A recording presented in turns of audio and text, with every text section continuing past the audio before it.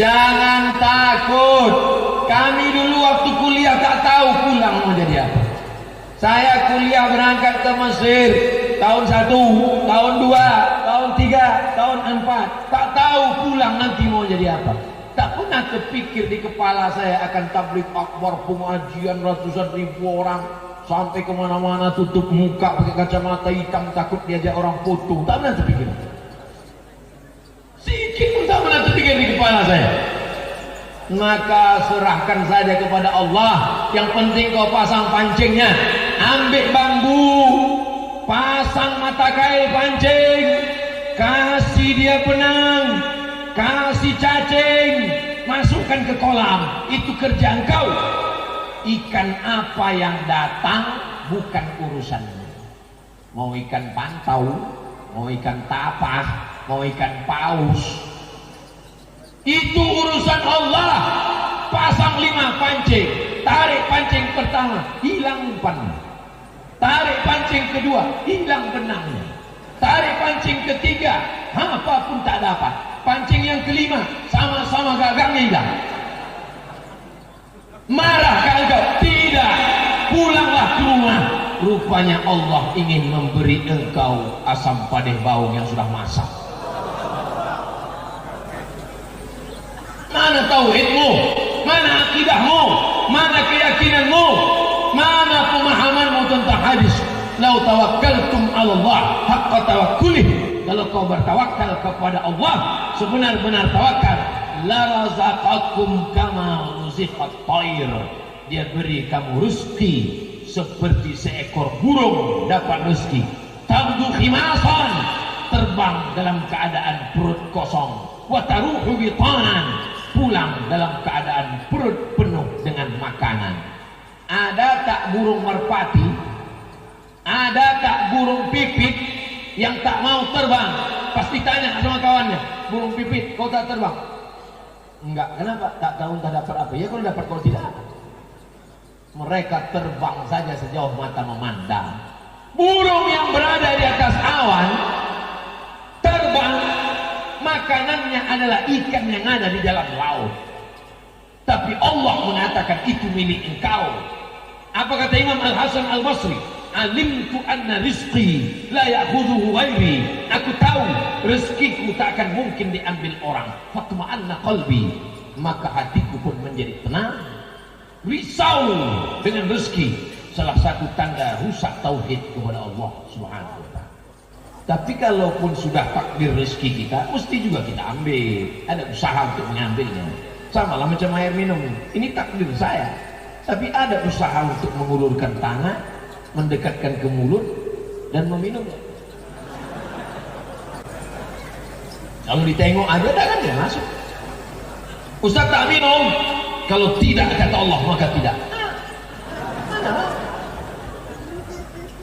Itu pemahaman Ahlus Sunnah wal Jamaah. Melawan ekstrim kiri Mu'tazilah, tak ada itu takdir. Melawan ekstrim kanan Jabariyah, tak ada itu ikhtiar. Jalan tengah bukan Jabariyah, bukan Mu'tazilah, bukan Qadariyah, bukan Jabariyah. Jalan tengah adalah al-kasbu wal ikhtiar Ahlus Sunnah wal Jamaah. Itulah kita.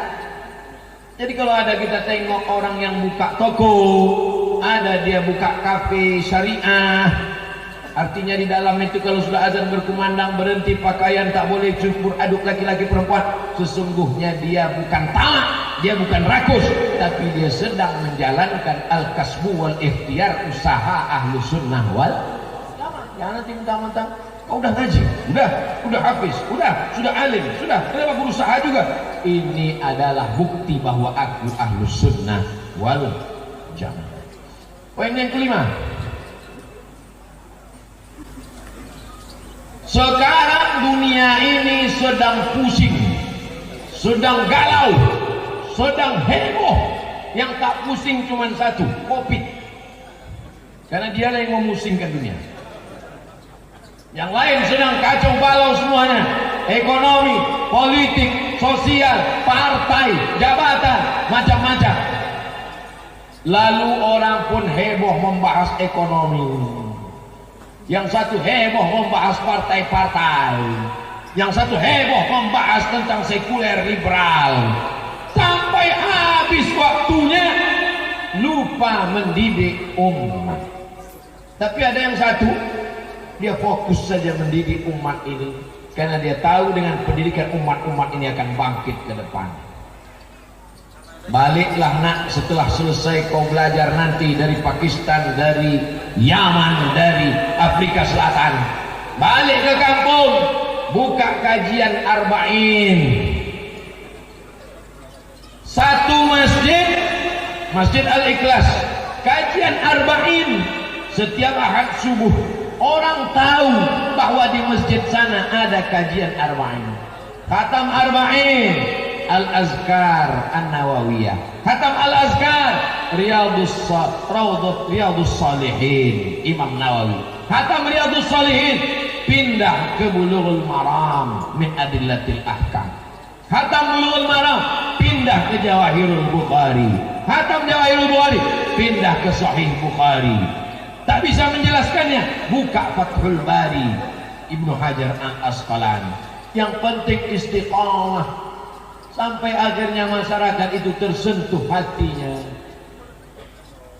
Kalau orang sudah kau sentuh hatinya, jangankan tanahnya, jangankan anak gadisnya, nyawanya dia berikan itu. Ustaz, aku awal-awal dulu waktu Ustaz mengajar arba'in, mengajar Riyadhus Shalihin, mengajar Al-Azkar, aku tak tertarik. Tapi melihat istiqomah Ustaz, itu tanah itu Ustaz, ambillah untuk bangun pesantren Ustaz. Tanah siapa Pak? Entah, aku pun tak tahu Ustaz.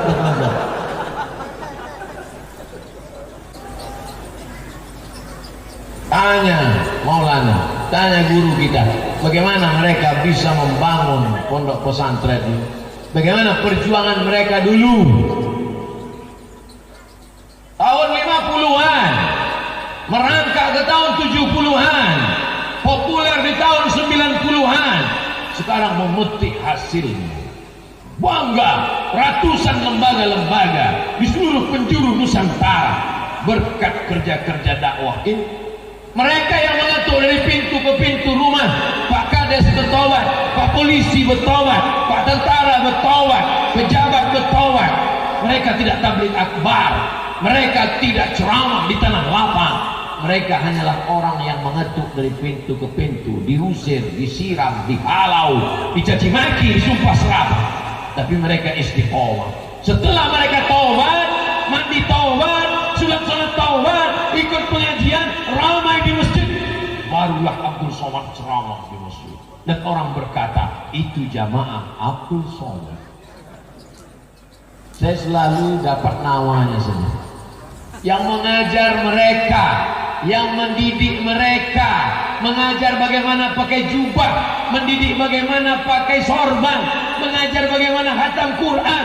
Setelah tamat, hafal, alim, hafiz, datang Abdul Somad memasangkan medali dan menyalakan. Saya selalu dapat giliran entertain. Saya selalu mendapatkan seremonialnya. Yang punya beras mereka, yang mengirim beras mereka, yang mentransfer duit mereka. Giliran penyerahan beras 26 ton kepada Yayasan Tabung Wakaf Umat yang akan diserahkan oleh Profesor Dr. Abdul Somad. Saya khawatir kalau begini terus, nanti di akhirat berikut ini mari kita masukkan Abdul Somad ke surga secara seremonial. Doakan supaya Ustaz Abdul Somad jauh dari fitnah, supaya dimasukkan Allah ke surga bersama orang-orang yang soleh. Karena ujian syuhrah, ujian popularitas, ujian dipuji-puji orang, ujian disanjung-sanjung orang, ujian dimuliakan orang lebih hebat daripada ujian minum khamar, mabuk dan zina. Pezina tahu dia zina itu salah, peminum khamar tahu dia khamar itu salah, pecandu narkoba tahu dia narkoba itu salah. Tapi ustaz yang gila popularitas, bisa dia tak sadar dengan yang ada dalam hati dan otak pikirannya. Ini pelajaran penting yang berharga. Maka malam ini saya sedang dimuliakan. Makanya berikut ini penghafal Quran dari sore malam. Habis salam saya cium bekas tangannya di tapak tangan saya itu, saya cium. Apa dalil mencium tapak tangan bekas menyentuh sesuatu? Kalau bisa tawaf, ciumlah hajar aswad. Kalau tak bisa mencium hajar aswad, pegang hajar aswad itu, cium tangan. Imam Ahmad bin Hanbal memegang mimbar bekas yang diinjak tapak tangan, yang diinjak kaki, tapak kaki Nabi. Mimbar bekas Nabi khutbah dipegang Imam Ahmad bin Hanbal, diciumnya tangannya, mengambil barokah. Itulah tangan yang memegang Quran 7, 5, 10 tahun. Itulah tangan yang membuka-buka Quran. Itulah tangan yang bertasbih dan berzikir bersalaman dengan Abdul Somad. Abdul Somad ingin mengambil barokah dari tangan-tangan yang suci dan mulia itu. Yang sudah suci jangan kalian kotori dengan dosa. Yang sudah suci jangan kalian nodai dengan bakteri-bakteri, penyakit-penyakit kolbu, penyakit-penyakit hati. Kenapa? Karena mensucikan sesuatu susah, tapi ada yang lebih susah, menjaga kesuciannya dalam istiqomah. Mencuci dinding susah, tapi ada yang lebih susah, menjaga dinding untuk tetap berada dalam kesucian. Mencuci baju sehingga putih susah, tapi lebih susah menjaganya untuk tetap suci, selamat daripada kotoran dan noda. Tapi insya Allah kalau berjamaah bisa kita jaga ini. Amin. Jangan pernah memisahkan diri dari jamaah, karena serigala hanya akan menerkam al-ghanam al-qasiyah, kambing yang memisahkan diri dari jamaah. Serigala memantau dari jauh, dia tengok mana kambing yang memisahkan diri dari jamaah. Begitu dia tengok ada seekor kambing yang mengendap-endap mencari air minum, memisahkan diri dari jamaah, disitulah dia akan terkam. Selama kamu berjamaah, insya Allah alaikum bil jamaah, iyyakum wal furqah. Kalau ada orang yang pesimis dengan Indonesia, kalau ada orang yang pesimis, anak-anak muda kita dirusak Twitter, dirusak Instagram, dirusak YouTube, dirusak TV, dirusak parabola. Ini tidak akan khawatir. Kenapa? Karena kepala mereka Quran sudah ada antivirusnya, insya Allah. Sehebat apapun virus yang datang, tidak akan mempan karena laptopnya sudah dijaga oleh antivirus. Tapi kalau antivirus tidak diupdate, besok pagi virus terbaru masuk. Maka mesti dijaga terus, update antivirus tetap dijaga, dipelihara. Itu poin yang kelima. Terakhir poin yang keenam, 10 menit terakhir. Saya kemari waktu ijtima' 2014 kalau tak salah. Hadir para ulama maulana dari Pakistan, dari India. Saya duduk di sini. Makan kami di rumah Maulana Hamdan. Jumpa dengan kawan-kawan sahabat saya dari Sumatera Barat. Habis itu saya masuk ke dalam, duduk, melihat mereka berbicara dengan adab, dengan ilmu, dengan sopan, dengan santunnya. Masih ingat saya sampai hari ini. Apa yang membuat Ustaz ingat terus sampai hari ini? Karena dinding dan tiang-tiang ini tak ada perubahan dari dulu.